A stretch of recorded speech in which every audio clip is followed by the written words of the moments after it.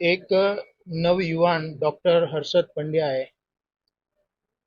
Ragging જેવી વિકૃત માનસિકતાનો જે શિકાર બન્યા અને અસહ્ય વેદનાના કારણે એમણે જે પોતાના જાન ગુમાવ્યો છે, આત્મહત્યા કરી છે,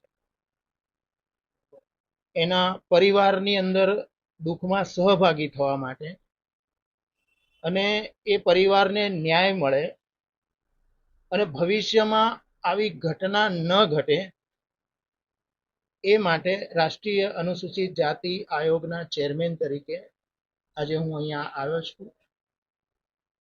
યોગ્ય ન્યાય મળે એ દિશામાં આયોગના પ્રયત્નો રહેશે. આયોગ દ્વારા શું કાર્યવાહી કરવામાં આવશે? તેમના પિતા દ્વારા ગઈકાલે ફરિયાદ નોંધાવવામાં આવી છે.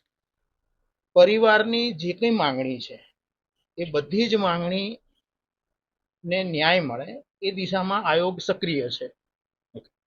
સુરત શહેરમાં ખટોદરા પોલીસ સ્ટેશનમાં 1346/26 હેઠળ એક એટ્રોસિટી એક્ટ હેઠળનો ગુનો દાખલ કરવામાં આવ્યો છે, જેની કલમ છે 108 એબેટમેન્ટ ટુ સુસાઇડ. એ ગુનો દાખલ કરવામાં આવ્યો છે વિથ એટ્રોસિટી. આમાં જેને આત્મહત્યા કરી છે હર્ષ પંડ્યા, ડોક્ટર હર્ષ પંડ્યા સાહેબ, એમના જે રેસિડેન્શિયલ બીજા ડોક્ટર છે એમના દ્વારા જે ત્રાસ આપી આત્મહત્યાનું દુષ્પ્રેરણ કરાવાયું એ બાબતનો ગુનો દાખલ કર્યો છે. આ બાબતે સૌ પ્રથમ જેવું થયું એના પર એડી દાખલ કરવામાં આવી. એડી દાખલ કર્યા બાદ એન્ટી રેગિંગ કમિટી જે હોય છે હોસ્પિટલની, એનો તાત્કાલિક રિપોર્ટ મંગાવવામાં આવ્યો.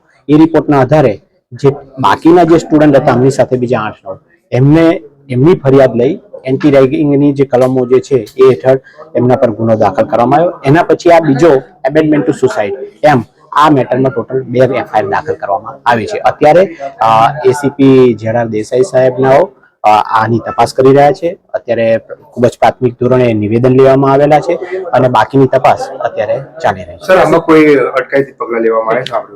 ના, હજુ કોઈની એરેસ્ટ નથી કરવામાં આવ્યું. અત્યારે આ તપાસ ચાલે છે. આજે અમે અહીંયા આવ્યા છે. આવતીકાલે આગળની પ્રક્રિયા અમે તુરંત હાથ ધરીશું.